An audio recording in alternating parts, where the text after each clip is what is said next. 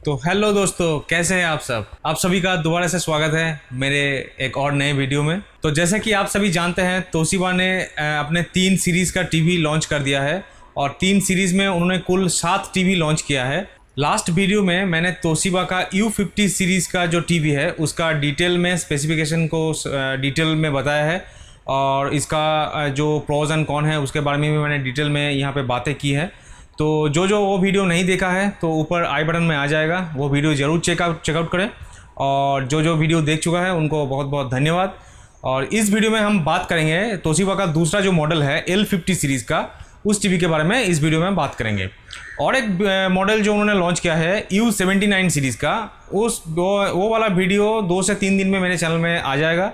तो उसके लिए जो मेरे चैनल में नए हैं, नीचे दिया हुआ जो लाल कलर का सब्सक्राइब का बटन है वो दबा के चैनल को सब्सक्राइब कर लीजिए और साइड में दिया हुआ जो बेल आइकन है उसे भी प्रेस कर दीजिए, ताकि जब मैं कोई नए वीडियो अपलोड करूँ तो उसका नोटिफिकेशन आपको तुरंत मिल जाए। तो चलिए without any further do let's get to the video. अभी L50 सीरीज की बात करें तो इस सीरीज में तोशिबा ने 2 मॉडल लॉन्च किया है, एक है 32 इंच का और एक है 43 इंच का। दोनों में डिफरेंस तो कुछ है, बहुत ही माइनर डिफरेंस है। तो वीडियो के चलते चलते मैं उसका डिफरेंस जो है वो आपको बताता चलूंगा और एक स्पेसिफिकेशन में डिटेल में आपसे शेयर करूंगा कि स्पेसिफिकेशन क्या होता है, वो टेक्नोलॉजी क्या होता है, जो फीचर दिया हुआ है वो एक्चुअली फीचर क्या है, उसका काम क्या है। तो पहले ही बात कर लेते हैं इस टीवी के बिल्ड क्वालिटी के बारे में। तो बिल्ड क्वालिटी वाइज इस टीवी का बेजल बहुत ही थिन है, बहुत ही स्टडी लुक देता है।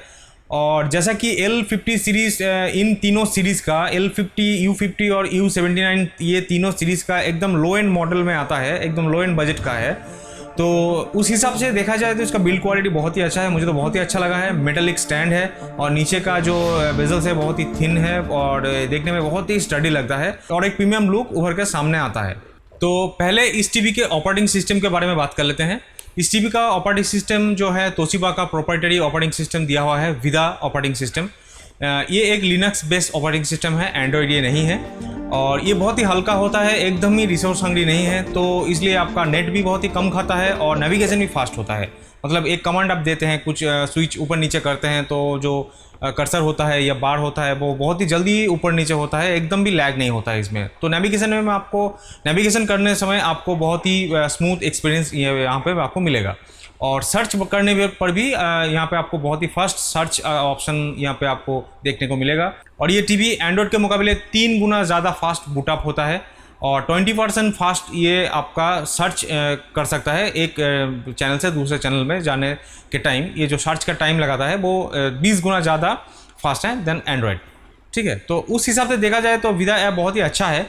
लेकिन इसका जो नेगेटिव साइड आप देखें तो इसका ऐप बहुत ही कम है। जिसका ऐप स्टोर जो होता है तो वहाँ पे आपको एंड्रॉयड के मुकाबले बहुत ही कम ऐप देखने को मिलेगा।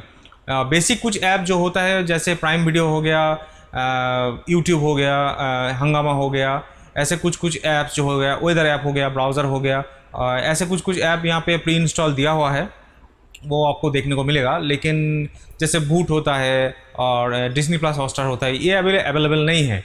तो हालांकि तोशिबा ने ये प्रॉमिस किया है कि 2021 के पहले ही, मतलब 2-3-4 महीने में वो लोग अपना प्ले स्टोर जो होता है, ऐप स्टोर जो होता है वो अपडेट कर देगा। वहाँ पे आपको जितना भी रेगुलर ऐप्स हैं वो वहाँ पे सब मिल जाएगा। हार्डवेयर की बात करें तो यहाँ पे आपको Cortex A53 क्वाड कोर का प्रोसेसर मिलेगा और जो इसका ग्राफिक्स इंजन है वो यहाँ पे आपको Mali 470 MP यहाँ पे ग्राफिक्स इंजन देखने को मिलेगा। इस टीवी में आपको 1 GB का रैम और 4 GB का इंटरनल स्टोरेज मिलेगा। 4 GB एक्चुअली सुनने में कम लगता है, लेकिन विदा OS का जो ऐप होता है वो साइज में कम होता है और जगह भी कम लेता है। तो उस हिसाब से देखा जाए तो 4 GB is more than enough. इस टीवी में आपको ब्लूटूथ और 2.4 GHz का सिंगल चैनल वाईफाई आपको मिल जाएगा। अभी डिस्प्ले की बात करें तो इस टीवी का 2 मॉडल हैं, जैसे 32 इंच और 43 इंच। 32 इंच में आपको HD डिस्प्ले मिलता है और 43 में आपको फुल HD डिस्प्ले मिलता है। मतलब 32 इंच में आपको 720p मैक्सिमम रेजोल्यूशन मिलेगा और 43 इंच में आपको 1080p आपको मैक्सिमम रेजोल्यूशन मिलेगा। इसका जो रिफ्रेश रेट होता है वो है 60 हर्ट्ज का। दोनों टीवी में ही पैनल जो दिया हुआ है वो यहाँ पे आपको VA पैनल नहीं मिलेगा, ना ही आपको IPS पैनल मिलेगा, यहाँ पे आपको ADS पैनल मिलेगा। तो ADS का फुल फॉर्म है advance super dimensional switch panel. तो ये पैनल एक्चुअली IPS पैनल जैसा ही काम करता है। तो उस हिसाब से देखा जाए तो इसका एडवांटेज एक निकल के सामने आता है, वो है इसका व्यूइंग एंगल आपको ज्यादा मिलेगा then VA panel. VA panel से आपको व्यूइंग एंगल तो ज्यादा मिलेगा, लेकिन इसका जो कॉन्ट्रास्ट रेशियो है वो IPS पैनल का होता है, और या तो VA पैनल का भी IPS पैनल जैसा ही होता है, लगभग 5000:1 इसका जो कॉन्ट्रास्ट रेशियो होता है।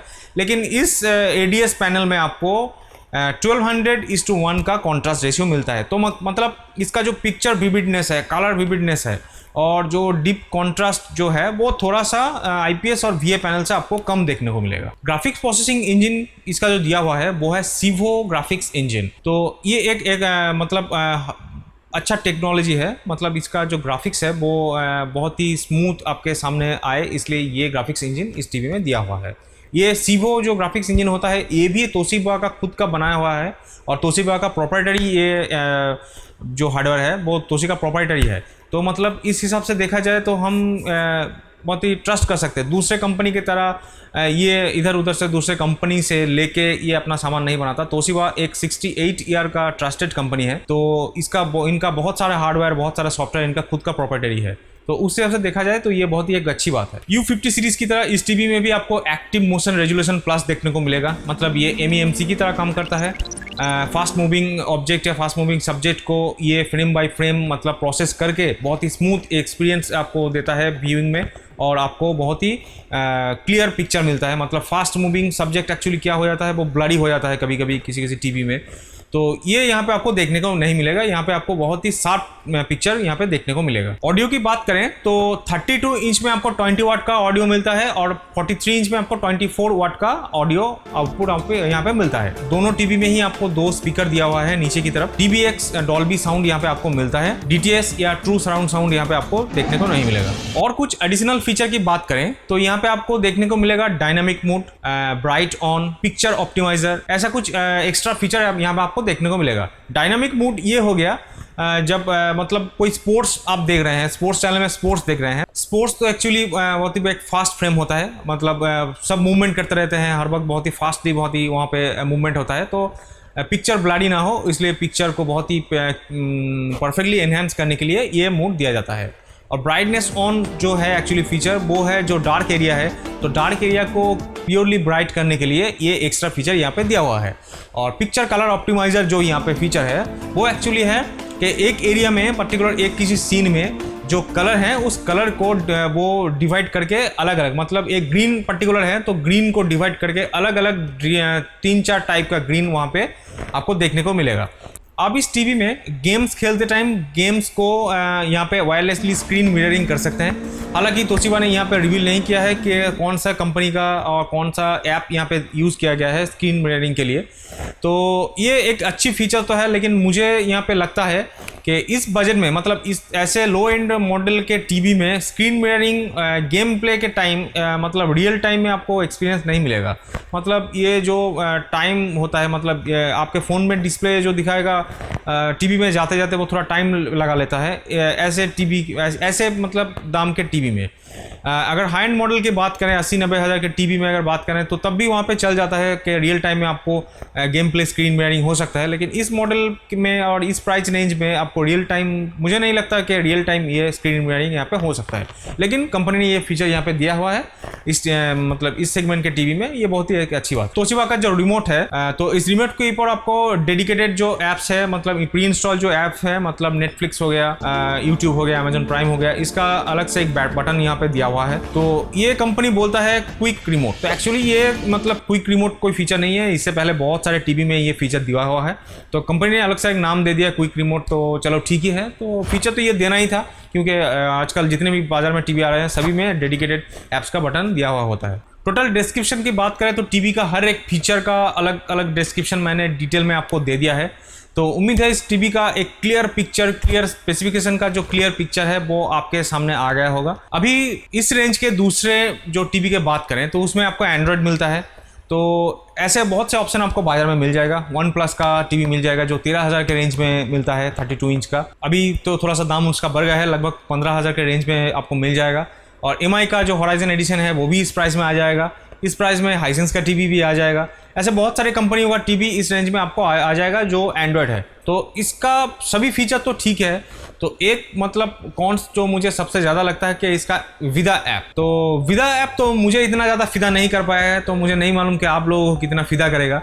तो विदा ऐप एक्चुअली मतलब इसका लिमिटेशन बहुत ज़्यादा है कि एंड्रॉयड में इतना ज़्यादा आपको ऑप्शन मिलेगा वहाँ पे ऐप्स इंस्टॉल करने का। एक ऐप्स काम नहीं किया तो चलो दूसरा ऐप देख लेते हैं, तो ये ऐप लगा के देख लेते हैं कैसा काम कर रहा है।